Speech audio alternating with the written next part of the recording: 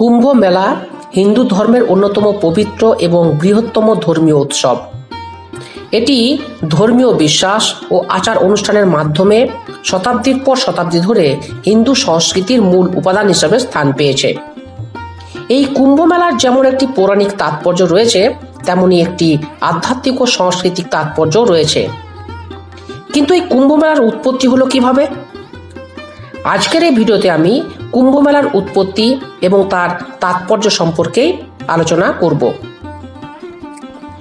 কুম্ভ মেলার উৎপত্তি মূলত সমুদ্র মন্থন কাহিনী থেকে, যেখানে দেবতারা এবং অসুররা সমুদ্র মন্থন করে অমৃত লাভ করে। এই অমৃত একটি কুম্ভে অর্থাৎ একটি কলসে রেখে পৃথিবী অর্থাৎ মৃত্যুলোকের 4টি স্থানে অমৃতপূর্ণ কুম্ভ রাখা হয়। যে 4টি স্থানে অমৃতপূর্ণ কুম্ভ রাখা হয় সেই 4টি স্থান হলো প্রয়াগরাজ, হরিদ্বার, উজ্জয়িনী এবং নাসিক। এই 4টি স্থানেই কুম্ভ মেলা পালিত হয়। তবে প্রকারভেদে কুম্ভ মেলা 3 রকম: পূর্ণ কুম্ভ, অর্ধকুম্ভ, মহাকুম্ভ। প্রতি 12 বছর অন্তর একবার করে পূর্ণ কুম্ভ হয় পৃথক পৃথক স্থানে। হরিদ্বার ও প্রয়াগে 3 বছর অন্তর অর্ধ কুম্ভ মেলা অনুষ্ঠিত হয়, কারণ এই 2 স্থানে অমৃত রস পড়েছিল। কিন্তু নাসিক ও উজ্জয়িনীতে অমৃত কলস রাখা হলেও কোনো অমৃত রসবিন্দু পড়েনি, তাই ওই 2 স্থানে পূর্ণ কুম্ভ হলেও অর্ধকুম্ভ অনুষ্ঠিত হয় না।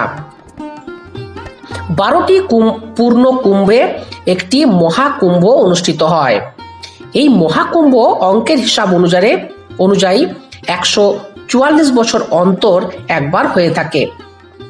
কুম্ভ মেলা হিন্দু ধর্মের অনুসারীদের জন্য পাপমোচন, আত্মশুদ্ধি এবং মোক্ষ লাভের একটি গুরুত্বপূর্ণ অনুষ্ঠান। বিশ্বাস করা হয় যে মেলার সময় পবিত্র নদীতে স্নান করলে পাপ মুক্তি ঘটে এবং আধ্যাত্মিক উন্নতি হয়। এই মেলায় বিশ্বের বিভিন্ন প্রান্ত থেকে সাধু, সন্ন্যাসী, তীর্থযাত্রী এবং ধর্মপ্রাণ মানুষ একত্রিত হন। এটি ধর্মীয় একতা এবং ভক্তদের মধ্যে সেতু বন্ধন ঘটায়। তবে কুম্ভ মেলা কেবল ধর্মীয় নয়, এটি সাংস্কৃতিক ঐতিহ্যেরও একটি অংশ হিসাবেই বিবেচিত হয়ে থাকে। এই ছিল মূলত কুম্ভ মেলার উৎপত্তি এবং তাৎপর্য। ধন্যবাদ।